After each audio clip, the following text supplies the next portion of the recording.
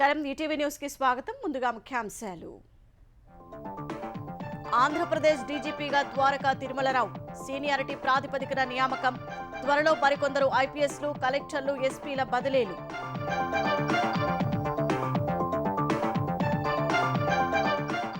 వైకాపాకు వంతపాడిన senior ఐఏఎస్లపై వేటు. జీఏడీలో report చేయాలని నలుగురికి ఆదేశాలు. సిఆర్డీఏ కమిషనర్గా కాటంనేని భాస్కర్ నియామకం. నేడు అమరావతిలో చంద్రబాబు పర్యటన. వైకాపా హయాంలో కూలగొట్టిన ప్రజావేదిక నుంచే ప్రారంభం. అసంపూర్తిగా ఉన్న భవనాల పరిశీలన.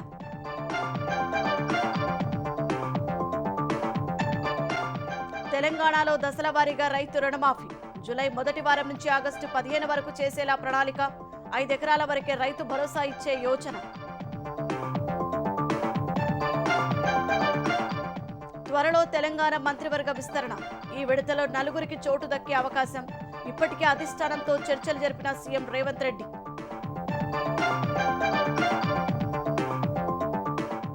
సింగరేణి ప్రైవేటీకరణ జరగదన్న కిషన్ రెడ్డి. విశాఖ ఉక్కు ఇప్పటిలో ఉండదని స్పష్టీకరణ. వాటాలు కొనేందుకు ఎవరూ ముందుకు రాలేదని వెల్లడి.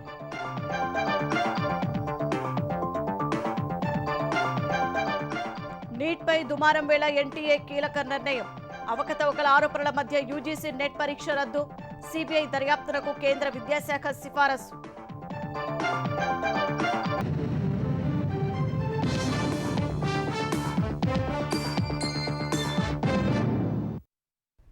ముఖ్యమంత్రిగా బాధ్యతలు చేపట్టిన తర్వాత అందరూ ఊహించినట్లుగానే చంద్రబాబు పాలనా ప్రక్షాళన చేపట్టారు. గత ప్రభుత్వ హయాంలో వైకాపా నేతలతో అంటగాగిన కీలక అధికారులపై వేటు పడింది. శ్రీలక్ష్మి, రజత్ భార్గవ, ప్రవీణ్ ప్రకాష్, మురళీధర్ రెడ్డికి పోస్టింగ్లు ఇవ్వకుండా పక్కన పెట్టేశారు. అయితే గత ప్రభుత్వంలో వివాదాస్పద అధికారులుగా ఉన్న గోపాలకృష్ణ ద్వివేది, ప్రవీణ్ కుమార్లకు కీలక బాధ్యతలు అప్పగించడం విస్మయపరుస్తోంది. త్వరలోనే పోలీస్ శాఖలను ప్రక్షాళన చేపట్టే అవకాశం ఉంది.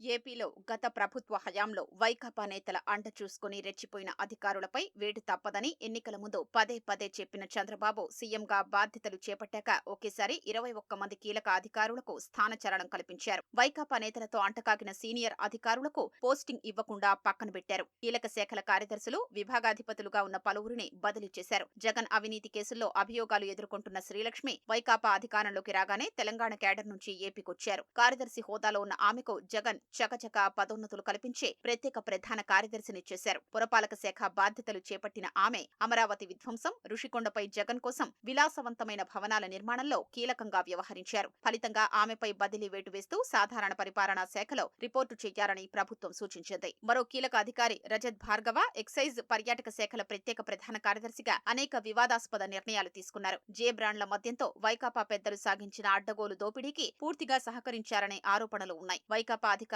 వచ్చిన వెంటనే ముఖ్యమంత్రి కార్యాలయంలో చేరి చక్రం తిప్పిన ప్రవీణ్ ప్రకాష్ అత్యంత వివాదాస్పద అధికారిగా పేరు తెచ్చుకున్నారు. జగన్ కోసం ఋషికొండపై విలాసవంతమైన భవనాల నిర్మాణానికి గుజరాత్ నుంచి ప్రముఖ ఆర్కిటెక్ట్ ను తీసుకురావడంలో ఆయనదే కీలక పాత్ర. పాఠశాల విద్యాశాఖను అస్తవ్యస్త నిర్ణయాలతో భ్రష్టు పట్టించారన్న ఆరోపణలు ఉన్నాయి. ఆయన్ను కూటమి ప్రభుత్వం పక్కన పెట్టేసింది. సిఆర్డీఏ కమిషనర్ గా ఉన్న వివాదాస్పద అధికారి వివేక్ యాదవ్ తో పాటు కార్మిక శాఖ కార్యదర్శిగా ఉన్న హరిజవహర్ లాల్ ను బదిలీ చేసిన ప్రభుత్వం వారికి ఎక్కడా పోస్టింగ్ ఇవ్వలేదు. జీఏడీలో రిపోర్టు చేయాలని ఆదేశించింది. బదిలీల జాబితాలో వైకాపా హయాంలో వివాదాస్పద అధికారులుగా పేరున్న గోపాలకృష్ణ ద్వివేది, ప్రవీణ్ కుమార్లకు కీలక శాఖల బాధ్యతలు అప్పగించడం అధికార వర్గాల్లో చర్చనీయాంశమైంది. వ్యవసాయ, పశుసంవర్ధక శాఖల ప్రత్యేక ప్రధాన కార్యదర్శిగా ఉన్న ద్వివేదిని కార్మిక శాఖకు బదిలీ చేశారు. గతంలో పనిచేసిన గరుడ శాఖ ప్రత్యేక ప్రధాన కార్యదర్శిగాను కొనసాగించారు. ప్రస్తుతం తిరుపతి జిల్లా కలెక్టర్ గా ఉన్న ప్రవీణ్ కుమార్ ను గరుడ శాఖ కమిషనర్, డైరెక్టర్ గా ప్రభుత్వం నియమించింది. ఎన్నికలకు కొన్ని నెలల ముందే తిరుపతి కలెక్టర్ గా వెళ్లిన ప్రవీణ్ కుమార్ అంతకుముందు పురపాలక శాఖ కమిషనర్ సహా పలు కీలక బాధ్యతలు నిర్వర్తించారు. అప్పటి సీఎం కార్యదర్శి ధనుంజయ రెడ్డి కనుసన్నల్లో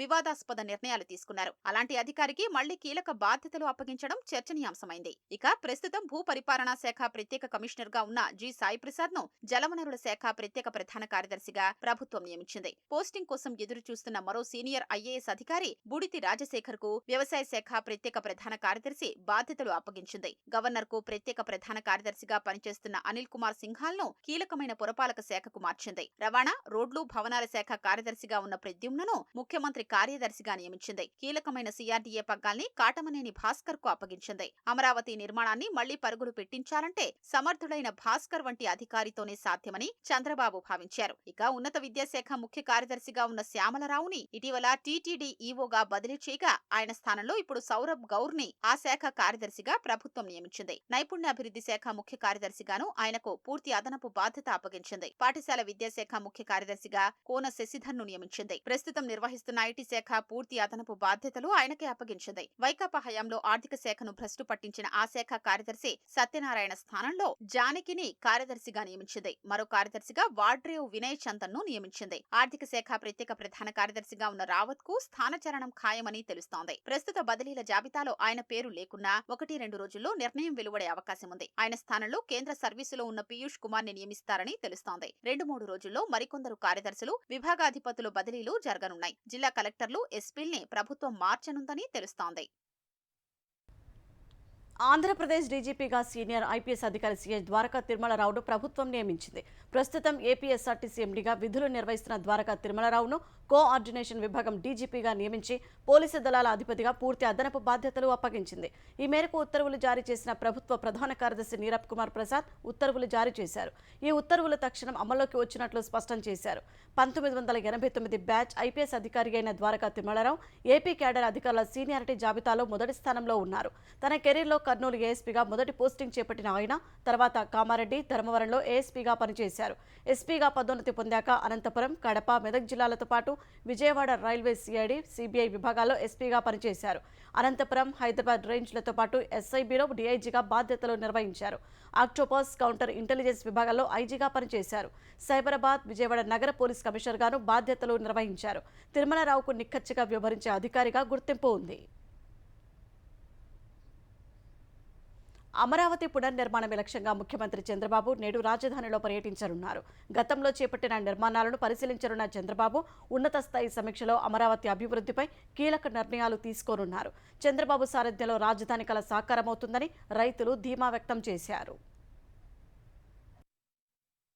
ఆంధ్రప్రదేశ్ రాజధాని అమరావతి నిర్మాణ పనుల్ని వీలైనంత త్వరగా పట్టాలెక్కించాలనే పట్టుదలతో ఉన్న ముఖ్యమంత్రి చంద్రబాబు తొలుత జగన్ విధ్వంసాన్ని అంచనా వెయ్యాలని నిర్ణయించారు. ఇందుకోసం అమరావతిలో క్షేత్రస్థాయి పర్యటనకు సిద్ధమయ్యారు. ఉదయం 11 గంటలకు ఉండవల్లిలోని తన నివాసం నుంచి పర్యటన ప్రారంభం కానుంది. తొలుత జగన్ కక్షగట్టి కూల్చేయించిన ప్రజా వేదికను పరిశీలిస్తారు. ఆ తర్వాత సీడ్ యాక్సిస్ రహదారి మీదుగా అమరావతికి శంకుస్థాపన జరిగిన ప్రాంతానికి చేరుకుంటారు. అనంతరం రాజధానిలో దాదాపు 10,000 కోట్ల రూపాయలతో చేపట్టిన భవనాల నిర్మాణాల్ని పరిశీలిస్తారు. గతంలో 70-80% నిర్మాణాలు పూర్తయిన భవనాల్ని సైతం వైకాపా ప్రభుత్వం పాడుపెట్టింది. వాటితో పాటు అసంపూర్ణంగా వదిలేసిన ఐకానిక్ నిర్మాణ పనుల్ని చంద్రబాబు స్వయంగా చూడనున్నారు.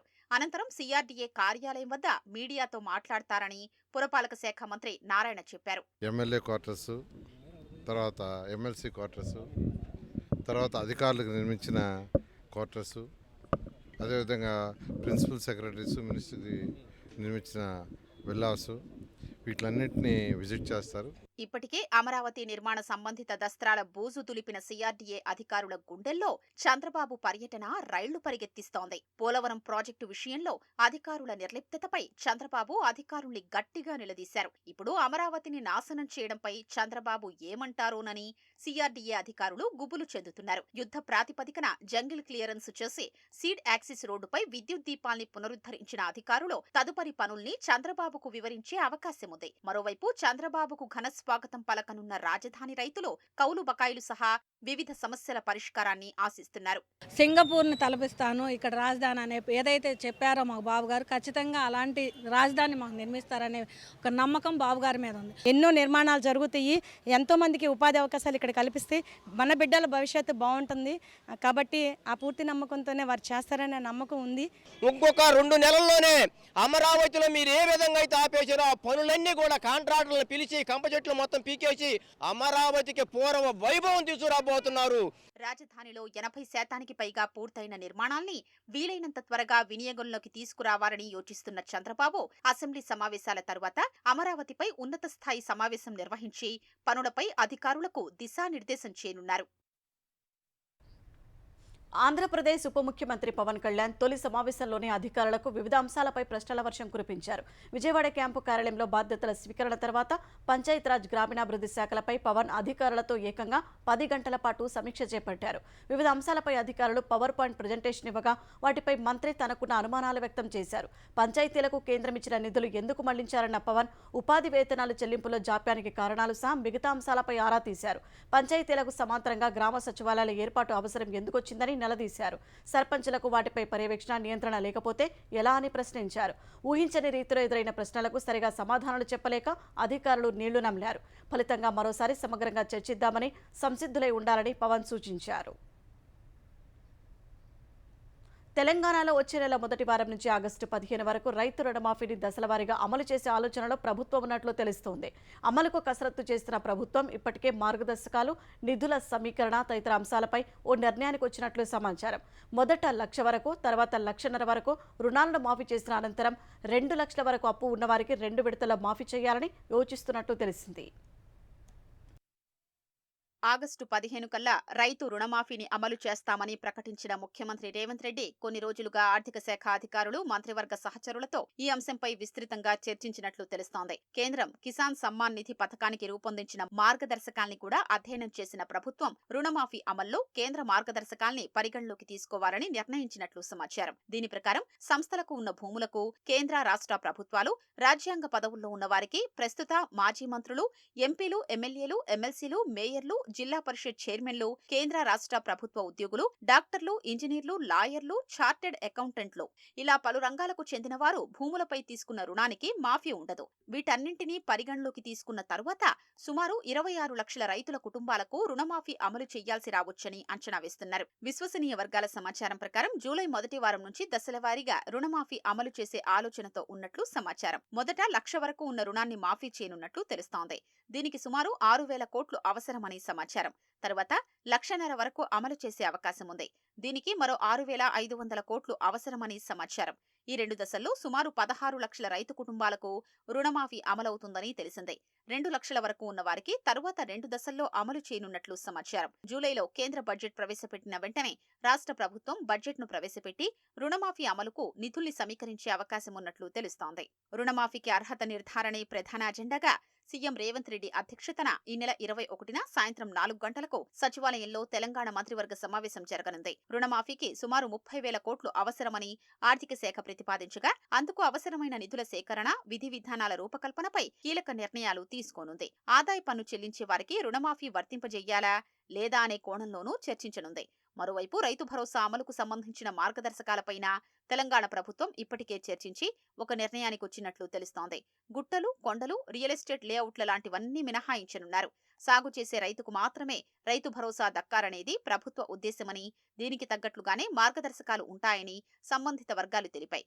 ఎన్ని ఎకరాల భూమి ఉన్నా ఒక రైతుకు 5 ఎకరాలకు మాత్రమే రైతు భరోసాను పరిమితం చేయనున్నట్లు తెలిసింది. లోక్సభ ఎన్నికలు ముగిసి పూర్తి స్థాయిలో పాలనపై దృష్టి పెట్టిన సీఎం రేవంత్ రెడ్డి త్వరలో మంత్రివర్గాన్ని విస్తరించనున్నట్లు తెలుస్తోంది. ఇప్పటికే దీనిపై ఏఐసీసీ ముఖ్య నేతలతో చర్చించినట్లు సమాచారం. ఈ నెలాఖరు లేదా జూలై మొదటి వారంలో మంత్రివర్గ విస్తరణ ఉండొచ్చని ప్రభుత్వ వర్గాలు తెలిపాయి. ఇప్పుడున్న మంత్రివర్గంలో కొన్ని జిల్లాలకే ప్రాతినిధ్యం దక్కగా మరికొన్ని జిల్లాలకు అసలు చోటే లభించలేదు. మొత్తంగా 6గురిని కొత్తగా మంత్రివర్గంలోకి చేర్చుకోవచ్చని, ప్రస్తుతం 4గురికి అవకాశం ఇవ్వనట్లు తెలుస్తోంది. ఇందులో మక్తల్ ఎమ్మెల్యే వాకాటి శ్రీహరికి అవకాశం ఉందనే ప్రచారం నడుస్తోంది. లోక్సభ ఎన్నికల ప్రచారంలో పలుమార్లు శ్రీహరిని మంత్రిని చేస్తారని రేవంత్ ప్రకటించారు. అటు మునుగోడు ఎమ్మెల్యే కోమటిరెడ్డి రాజగోపాల్ రెడ్డి, చెన్నూరు ఎమ్మెల్యే గడ్డం వివేక్, బోధన్ ఎమ్మెల్యే పి సుదర్శన్ రెడ్డి పేర్లు సైతం వినిపిస్తున్నాయి. తెలంగాణలో సింగరేణి ప్రైవేటీకరణ అనే ప్రశ్నే ఉత్పన్నం కాదని కేంద్ర బొగ్గు గనుల శాఖ మంత్రి కిషన్ రెడ్డి భరోసా ఇచ్చారు. 2018 ఎన్నికల్లో లబ్ధి పొందడానికే కేసీఆర్ సింగరేణి ప్రైవేటీకరణ అంటూ విష ప్రచారం చేశారని మండిపడ్డారు. ఢిల్లీలో తన కార్యాలయంలో మీడియాతో ఇష్టాగోష్ఠిగా మాట్లాడిన కిషన్ రెడ్డి దేశంలోని ఏ ప్రభుత్వ రంగ బొగ్గు సంస్థను తాము ప్రైవేటీకరణ చేయబోమని తేల్చి చెప్పారు. బొగ్గు గనులు తనకు ఇష్టం వచ్చిన వారికి ఇచ్చుకోవడానికే కేసీఆర్ వేలాన్ని వ్యతిరేకించారన్నారు. అందుకే వేలంలో పాల్గొనవద్దని సింగరేణిని ఆదేశించారని కిషన్ రెడ్డి ఆరోపించారు. కానీ ఈసారి సింగరేణి వేలంలో పాల్గొంటామని గత కేంద్ర మంత్రి ప్రహ్లాద్ జోషికి చెప్పినట్లు గుర్తు చేశారు. దానివల్ల తెలంగాణ ఖజానాకు ఆదాయం వస్తుందని వివరించారు. బయ్యారం ఉక్కు కర్మాగారం సాధ్యం కాదని కిషన్ రెడ్డి తేల్చి చెప్పారు. బయ్యారం ఇనుప ఖనిజం నాణ్యత లేదంటూ కేంద్ర ప్రభుత్వం ఏర్పాటు చేసిన 3 కమిటీలు చెప్పాయని గుర్తు చేశారు. అలాంటప్పుడు ఉక్కు కర్మాగారం ఎలా పెడతామని కిషన్ రెడ్డి ప్రశ్నించారు. ఆంధ్రప్రదేశ్లో విశాఖ ఉక్కు కర్మాగారం ప్రైవేటీకరణ ఇప్పట్లో ఉండదని కేంద్ర మంత్రి కిషన్ రెడ్డి స్పష్టం చేశారు. ప్రైవేటీకరణపై కార్మికులు, ప్రజలు ఎలాంటి భయాలు పెట్టుకోవద్దని భరోసా ఇచ్చారు. కేంద్ర ప్రభుత్వ విధాన నిర్ణయం కారణంగా వైజాగ్ స్టీల్ ప్రైవేటీకరణ అంశం తెరపైకి వచ్చినప్పటికీ దాన్ని కొనుగోలు చేసే పెద్ద సంస్థలు ప్రస్తుతం కనిపించడం లేదన్నారు. విశాఖ ఉక్కు నిర్వహణకు కేంద్ర ప్రభుత్వం ఆర్థిక సాయం అందిస్తుందన్న కిషన్ రెడ్డి త్వరలో 3,000 కోట్లు మంజూరు చేసే అవకాశం ఉందన్నారు. విశాఖ ఉక్కుకు అవసరమైన గనులను దక్కించుకునేందుకు బిడ్డింగ్లో పాల్గొనవచ్చని అభిప్రాయం వ్యక్తం చేశారు. ఆంధ్రప్రదేశ్ మంత్రివర్గం ఈ నెల 24న సమావేశం కానుంది. ముఖ్యమంత్రి చంద్రబాబు అధ్యక్షతన సచివాలయం మొదటి బ్లాక్లో ఉదయం 10 గంటలకు మంత్రివర్గం సమావేశం కానుంది. ఈ నెల 21 సాయంత్రం 4 గంటలుగా కేబినెట్లో చర్చించాల్సిన ప్రతిపాదనలు పంపాలని ప్రభుత్వ శాఖలకు ఆదేశాలు జారీ చేసింది.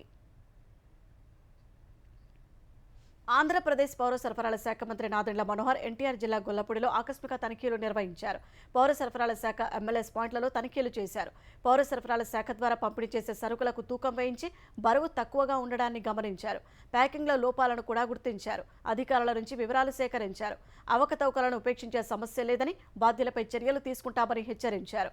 తర్వాత రైస్ మిల్లులోనూ మంత్రి తనిఖీలు చేశారు. వైకాపా పాలనలో వంశధార ప్రాజెక్టుకు తాళం వేసి కాలువల చుక్క నీరు లేకుండా చేశారని ఆంధ్రప్రదేశ్ వ్యవసాయ శాఖ మంత్రి కింజారాపు అచ్చెన్నాయుడు మండిపడ్డారు. శ్రీకాకుళం జిల్లా టెక్కలిపట్నం సమీపంలోని వంశధార కాలువను పలాస ఎమ్మెల్యే గౌతు శిరీషతో కలిసి ఆయన పరిశీలించారు. తెలుగుదేశం హయాంలో రైతులకు ఎలాంటి ఇబ్బంది లేకుండా సాగునీరు అందించామని మంత్రి గుర్తు చేశారు. ఇప్పుడున్న ప్రజాప్రభుత్వంలోనే ఆఫ్షోర్ ప్రాజెక్టు కూడా పూర్తి చేసి తాగు, సాగునీరు అందిస్తామని అచ్చెన్న హామీ ఇచ్చారు. 2019 నుంచి 2024 అంటే ఈ రోజు వరకు ఈ ప్రాంతానికి వంశధార నీరు చూసే పరిస్థితి లేదు. దానికి కారణం ఏమిటంటే ఈ జిల్లాలో వంశధార ప్రాజెక్టును పూర్తిగా తాళం వేసేశారు.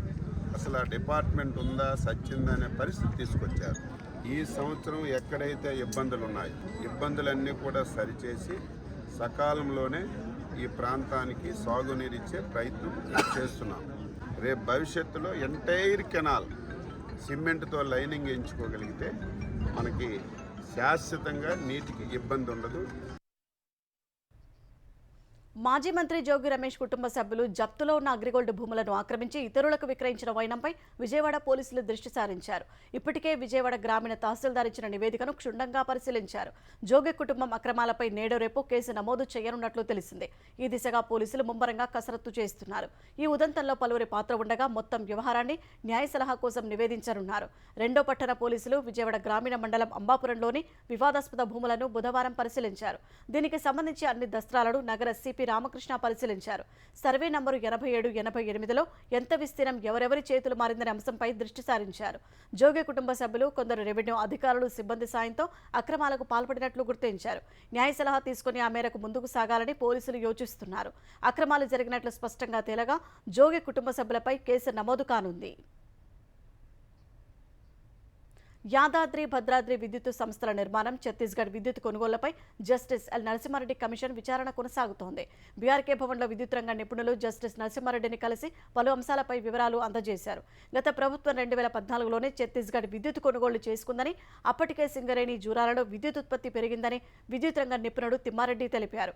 ఛత్తీస్గఢ్ నుంచి 80% విద్యుత్ సరఫరా కాలేదన్న ఆయన తద్వారా అదనపు విద్యుత్ను బహిరంగ మార్కెట్లో కొనుగోలు చేయాల్సి వచ్చిందన్నారు. దీనివల్ల 630 కోట్ల రూపాయల అదనపు భారం పడిందని తిమ్మారెడ్డి వెల్లడించారు. ఛత్తీస్గఢ్ నుంచి విద్యుత్తు కొనుగోలు చేసేందుకు కాంపిటేటివ్ విధానం అనుసరించకపోవడం వల్లే అధిక నష్టం వచ్చిందని విద్యుత్ రంగ నిపుణుడు వేణుగోపాల్ వివరించారు. ట్రాన్స్మిషన్ కెపాసిటీ కోసం చేసుకున్న ఒప్పందం ప్రకారం వినియోగించుకొని దానికి కూడా కెపాసిటీ కూడా 100 కోట్లు చెల్లించాల్సి వస్తుంది. ఇది కాకుండా ఇంకో 1000 మెగావాట్లకి ట్రాన్స్మిషన్ కెపాసిటీకి పీజీసీఎల్తో ఒప్పందం చేసుకున్నారు. ఇంకో 1000 మెగావాట్లకి పీపీఏ చేసుకుని అక్కడి ట్రాన్స్మిషన్ యూటిలిటీ నుంచి ఎన్ఓసి తీసుకుంటేనే పీజీసీఎల్తో ఒప్పందం చేసుకోవాలి. ఆ రకంగా ఏంటంటే తెలంగాణ అక్కడ పీజీసీఎల్ కూడా తొందరపాటుతో ఇచ్చేసినాయి. ఇప్పుడు అది మాకు అవసరం లేదు. ఆ కెపాసిటీ అంటే 261 కోట్ల రూపాయలు మాకు చెల్లించాలి, అది వద్దని క్యాన్సిల్ చేసుకున్నందుకని వాళ్ళు పెట్టారు. ఈ అంశాలకు సంబంధించి యాప్టెల్లోను సెంట్రల్ ఎలక్ట్రిసిటీ రెగ్యులేటరీ కమిషన్లోను వివాదాలు నడుస్తున్నాయి. రామోజీ గ్రూప్ సంస్థల చైర్మన్ రామోజీరావుకు రామోజీ ఫిల్మ్ సిటీలోని ఆయన నివాసంలో పలువురు రాజకీయ సినీ ప్రముఖులు నివాళులు అర్పించారు. కుటుంబ సభ్యులను పరామర్శించి ప్రగాఢ సానుభూతిని తెలిపారు. లక్ష్య సాధన కోసం జీవితాన్ని ఎలా గడపాలో తెలుగు జాతికి రామోజీ చాటి చెప్పారని మాజీ కేంద్ర మంత్రి సిహెచ్ విద్యాసాగర్ రావు అన్నారు. మీడియా ద్వారా సామాజిక చైతన్యం తీసుకొచ్చిన వ్యక్తి రామోజీరావు అని తెలంగాణ మాజీ మంత్రి ఇంద్రకరణ్ రెడ్డి గుర్తు చేసుకున్నారు. రామోజీరావుకు నివాళులు అర్పించిన వారిలో కాంగ్రెస్ ఏపీ అధ్యక్షురాలు షర్మిల, మాజీ మంత్రి పొన్నాల లక్ష్మయ్య, జై భారత్ నేషనల్ పార్టీ అధ్యక్షుడు వివి లక్ష్మీనారాయణ, ఆదిలాబాద్ విజయ డైరీ చైర్మన్ భూమారెడ్డి ఉన్నారు. తెలుగు చిత్ర పరిశ్రమ నుంచి సినీ సంగీత దర్శకుడు ఆర్పి పట్నాయక్, దర్శకులు శరత్ మండవ, గౌతమ్, కళా దర్శకుడు తోటతరణి, నటుడు జమినీ సురేష్ రామోజీరావుతో ఉన్న అనుబంధాలను గుర్తు చేసుకున్నారు. రామోజీ గ్రూప్ సంస్థల చైర్మన్ రామోజీరావుకు అమరావతి రాజధాని రైతులు ఘనంగా నివాళులు అర్పించారు. రామోజీ చిత్రపటంతో అమరావతిలోని తుళ్లూరు దీక్షా శిబిరం నుంచి ప్రధాన వీధుల్లో కొవ్వొత్తుల ర్యాలీ నిర్వహించారు. ఈ ర్యాలీలో తిరువూరు శాసనసభ్యుడు కొలికపూడి శ్రీనివాస, ఐకాస నేతలు శివారెడ్డి, సుధాకర్, రైతులు, మహిళలు, రైతు కూలీలు భారీ సంఖ్యలో పాల్గొన్నారు. తెలుగువారి చరిత్రలో రామోజీరావు చిరస్థాయిగా నిలిచిపోతారని ఎమ్మెల్యే కొలికపూడి శ్రీనివాస్ అన్నారు. గత వైకాపా ప్రభుత్వం అమరావతి విధ్వంసానికి పనిన కుట్రను రామోజీరావు ఈనాడు ఈటీవీ ద్వారా తిప్పికొట్టారని అమరావతి రైతులు సంతోషం వ్యక్తం చేశారు. అమరావతి అనే జ్యోతి ఆరిపోకుండా అక్షరం అనే ఆయుధంతో అడ్డుకున్నారని కొనియాడారు. సాధారణ మనుషులు ఏదైతే అసాధ్యం అని అనుకుంటారో వాటన్నిటిని చాలా సులువుగా ఒక్కొక్కటి చేసుకుంటూ పోయి తెలుగు ప్రజల జీవితాల్లో వదిలి వెళ్లిన రామోజీరావు గారు, తెలుగు వాళ్ళ చరిత్ర ఉన్నంత కాలం రామోజీరావు గారు ఉంటారు. అమరావతి ఉద్యమానికి వెన్నుముక్కగా నిలిచినటువంటి మహనీయుడు, అటువంటి గొప్ప వ్యక్తికి ఈరోజు ఘన నివాళులు అమరావతి ప్రజానీకం యావత్తు క్యాండిల్ ర్యాలీ ద్వారా వాళ్ళకి అశ్రు నివాళుల్ని తెలియజేస్తా ఉన్నాం. అడుగున పడిన గొంతుకలు బయటకు తీసి తన కలంతో, తన టీవీ ఛానళ్లతో ప్రజల్లోకి తీసుకెళ్లే ఒక మంచి కార్యక్రమాన్ని మొదలుపెట్టిన ఆయన ఒక దేవుడు, అమరావతి పేరు పెట్టిన సృష్టికర్త. ఆయన ఒక మంచి వ్యక్తిగా మేము భావిస్తూ అశ్రు నివాళి ఇవాళ క్యాండిల్ ర్యాలీ చేస్తున్నాం. ఆయన మేము నీట్ వ్యవహారం కుదిపేస్తున్న వేళ జాతీయ పరీక్షల నిర్వహణ సంస్థ ఎన్టీఏ కీలక నిర్ణయం తీసుకుంది. జూన్ 18న నిర్వహించిన యూజీసీ నెట్ 2024 పరీక్షను రద్దు చేసింది. దేశంలోని యూనివర్సిటీలో లెక్చరర్షిప్, జూనియర్ రీసెర్చ్ ఫెలోషిప్, పీహెచ్డీలలో ప్రవేశాల కోసం జరిగే ఈ పరీక్షను మళ్లీ నిర్వహించాలని నిర్ణయించింది. యూజీసీ నెట్ పరీక్షల అవకతవకలు జరిగినట్లు యూజీసీ నిర్ధారణకు రాగా ఎన్టీఏ ఈ మేరకు నిర్ణయం తీసుకుంది. దేశవ్యాప్తంగా ఈ నెల 18న 1205 సెంటర్లలో జరిగిన ఈ పరీక్షకు దాదాపు 9 లక్షల మందికి పైగా అభ్యర్థులు హాజరయ్యారు. అయితే బీహార్లోని పట్నాలో అవకతవకలు జరిగినట్లు ఫిర్యాదులు అందగా ప్రాథమిక ఆధారాల మేరకు నెట్ పరీక్షలో అక్రమాలు జరిగినట్లు నిర్ధారణకు వచ్చింది. ఈ వ్యవహారంపై బీహార్ పోలీసుల నుంచి కేంద్ర విద్యాశాఖ నివేదిక కోరింది. పరీక్షల్లో పారదర్శకతను కాపాడుకోవడం కోసమే రద్దు నిర్ణయం తీసుకున్నట్టు విద్యాశాఖ తెలిపింది. అవకతవకలపై విచారణ బాధ్యతలను సీబీఐకి అప్పగించాలని నిర్ణయించింది. మరోవైపు వైద్య విద్యా కోర్సుల ప్రవేశాలకు మే 5న నిర్వహించిన నీట్ పేపర్ లీకేజీపై వస్తున్న ఆరోపణలపైన కేంద్రం స్పందించింది. సమయం కోల్పోయిన విద్యార్థులకు కలిపిన గ్రేస్ మార్కులు రద్దు చేస్తూ ఇప్పటికే నిర్ణయం తీసుకున్నామని తెలిపింది. పట్నాలో నీట్ అవకతవకలపై పోలీసులు విచారణ చేస్తున్నారని వెల్లడించింది. ప్రాథమిక ఆధారాల మేరకు నీట్లో అవకతవకలు జరిగినట్టు నిర్ధారణకు వచ్చామని, బీహార్ ప్రభుత్వం తదుపరి చర్యలు తీసుకుంటుందని తెలిపింది. కేంద్ర మంత్రివర్గం పలు కీలక నిర్ణయాలు తీసుకుంది. 2024-25 ఆర్థిక సంవత్సరం ఖరీఫ్ పంట కాలానికి 14 రకాల పంటలకు మద్దతు ధరలు పెంచేందుకు ఆమోదం తెలిపిన మంత్రివర్గం వరికి మద్దతు ధర మరో ₹117 పెంచింది. ఇదే సమయంలో 76,200 కోట్ల రూపాయల వ్యయంతో మహారాష్ట్ర వాధవాన్లో గ్రీన్ఫీల్డ్ డీప్ డ్రాఫ్ట్ పోర్టు అభివృద్ధికి మంత్రివర్గం ఆమోదముద్ర వేసింది. గుజరాత్, తమిళనాడులో 7,458 కోట్ల వ్యయంతో గిగావాట్ పవన విద్యుత్ ఉత్పత్తి కేంద్రాల ఏర్పాటుకు ఆమోదం తెలిపింది. ప్రధాని నరేంద్ర మోదీ ప్రాతినిధ్యం వహిస్తున్న వారణాసిలో 2,869 కోట్ల రూపాయల వ్యయంతో అంతర్జాతీయ విమానాశ్రయం విస్తరణ చేపట్టాలని నిర్ణయించింది.